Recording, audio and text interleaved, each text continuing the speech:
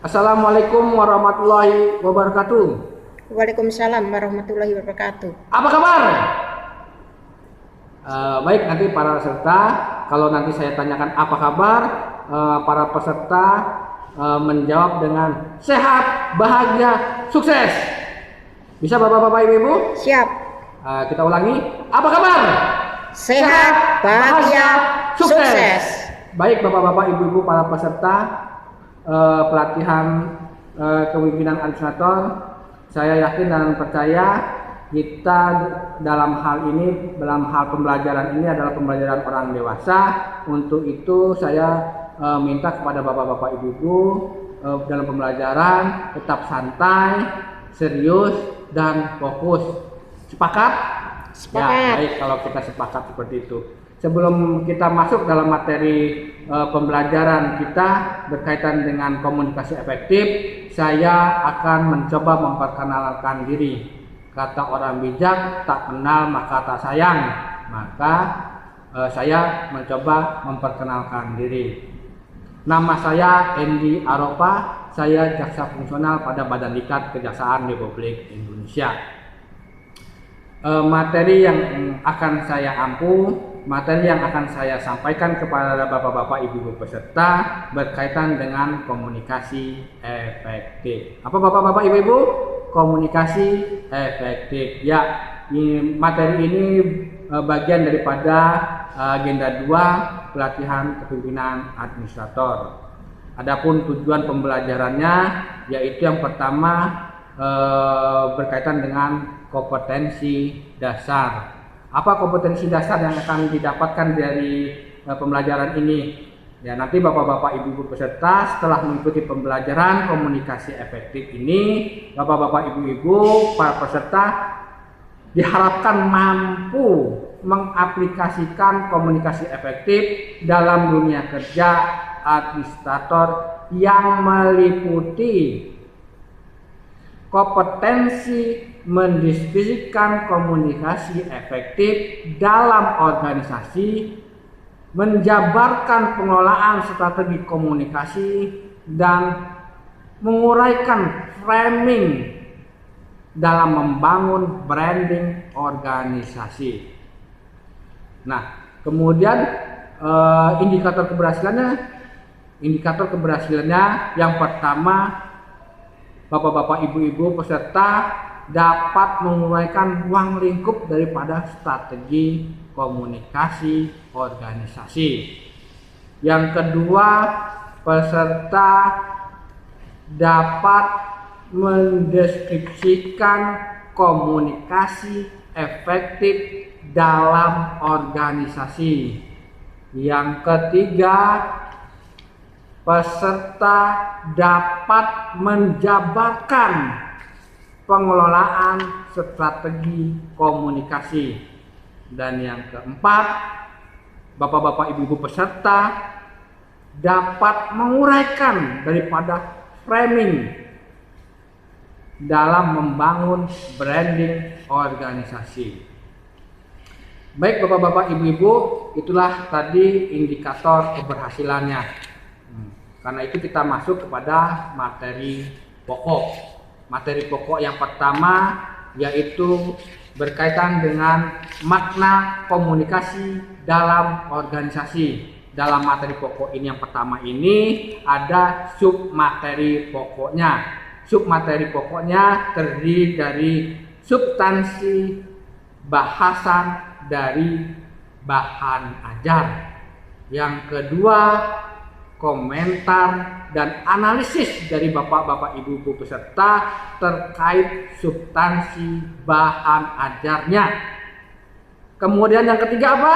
Yang ketiga, pembelajaran komunikasi organisasi. Yang keempat, penerapan substansi kepada dunia kerja. Nah, itulah submateri dari materi pokok makna komunikasi dalam organisasi. Metodenya apa nanti akan saya gunakan? Nanti metode yang akan saya gunakan dalam pembelajaran ini, yang pertama adanya brainstorming, yang kedua adanya diskusi kelompok, yang ketiga ceramah interaktif, dan yang keempat ada presentasi daripada kelompok. Nanti ada ceramah, para peserta nanti akan mendengarkan dengan hikmat, mendengarkan dengan cermat, fokus apa materi ceramah yang disampaikan. Kemudian bapak-bapak peserta dalam ceramah tersebut bisa menanyakan apa-apa yang kira-kira masih kurang atau ada permasalahan yang perlu Bapak Ibu tanyakan dalam ceramah tersebut. Bapak bisa langsung bertanya. Kemudian nanti ada diskusi kelompok, masing-masing peserta akan saya bagi menjadi beberapa kelompok di situ. Nanti masing-masing kelompok akan mempresentasikan hasil diskusinya.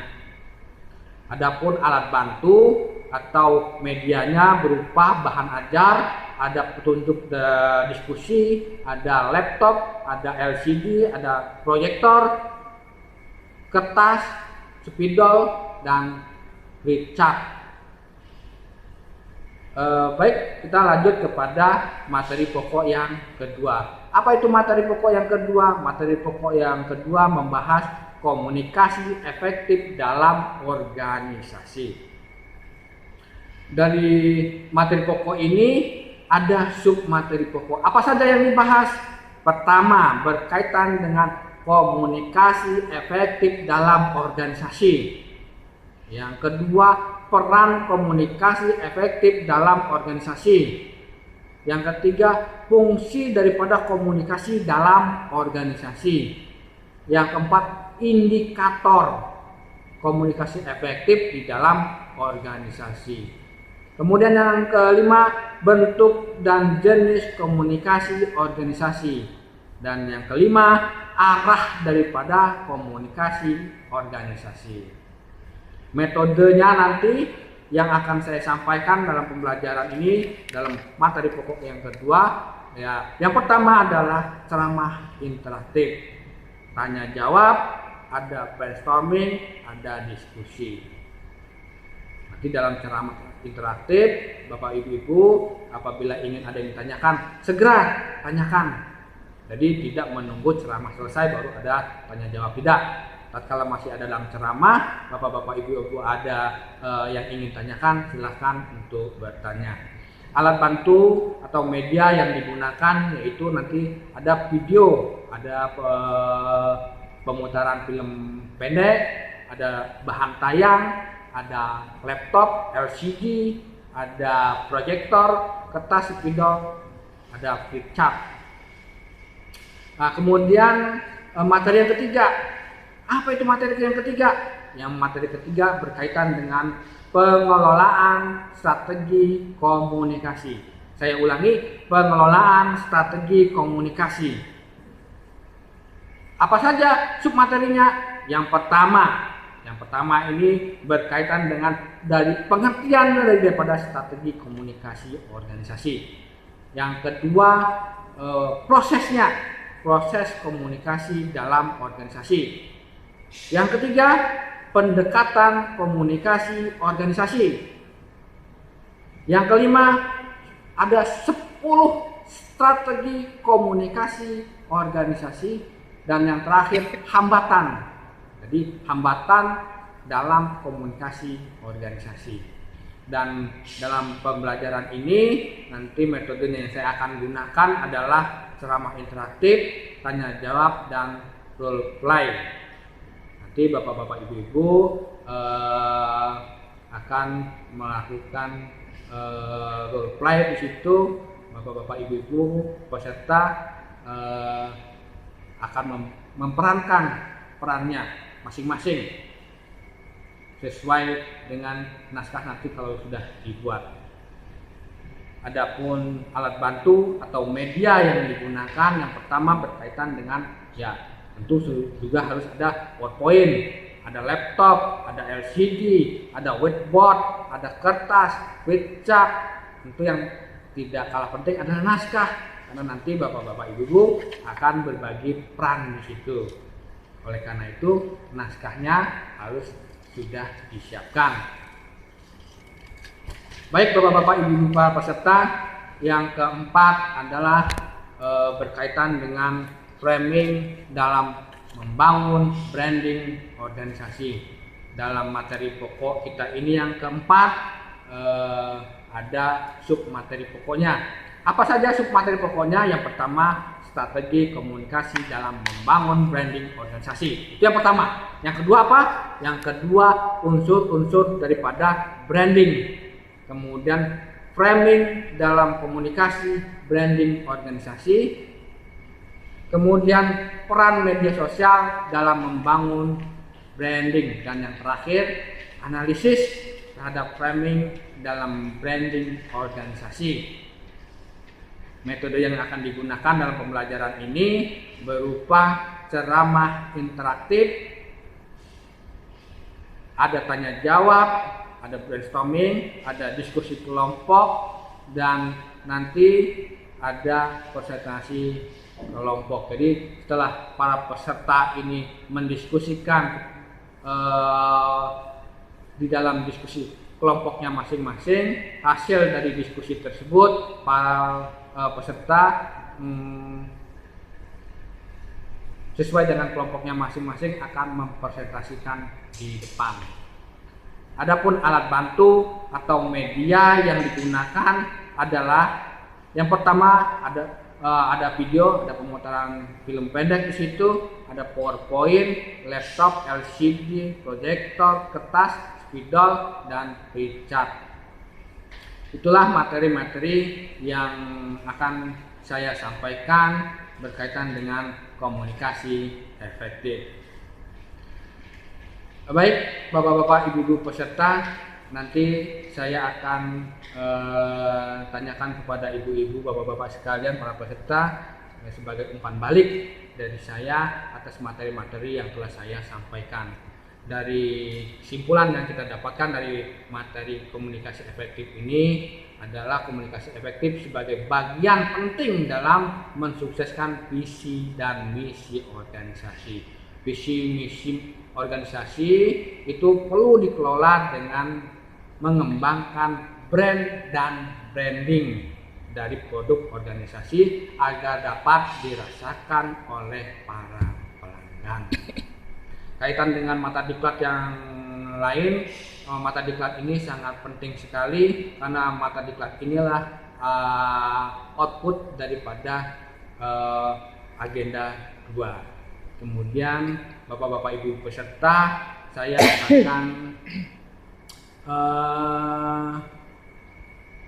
bertanya kepada bapak-bapak ibu. Saya mencoba apa yang telah saya sampaikan tadi, bagaimana kira-kira hasilnya. Untuk itu nanti saya akan membagikan kepada bapak-bapak ibu peserta kertas, dan untuk itu bapak-bapak ibu-ibu nanti akan menjawab pertanyaan yang saya sampaikan. Ya, ini kertasnya tolong dibagikan. Untuk itu saya minta semuanya untuk menjawab. Ya, silakan. Kemudian bapak-bapak ibu silahkan kumpulkan kertasnya kembali. Baik, sebelum saya akhiri, masih ada pertanyaan? Cukup. Baik, bapak-bapak ibu-ibu silahkan maju ke depan. Kita buat lingkaran dan saya akan menanyakan kepada bapak-bapak ibu-ibu apabila baik hasil dari pembelajaran ini ada manfaatnya bagi organisasi yang terhadap diri bapak dalam organisasi, saya minta bapak-bapak ibu-ibu untuk maju satu langkah. Dan bila tidak ada manfaat bagi diri bapak-bapak, ibu-ibu peserta, silakan tetap di tempatnya masing-masing. Silakan. Ya, alhamdulillah pembelajaran ini rupanya bermanfaat bagi bapak-bapak ibu-ibu peserta dan organisasi. Untuk itu saya ucapkan terima kasih atas perhatiannya selama ini dalam pembelajaran ini, dan saya akhiri wabillahi taufiq wal hidayah. Assalamualaikum warahmatullahi wabarakatuh. Waalaikumsalam warahmatullahi wabarakatuh. 1443.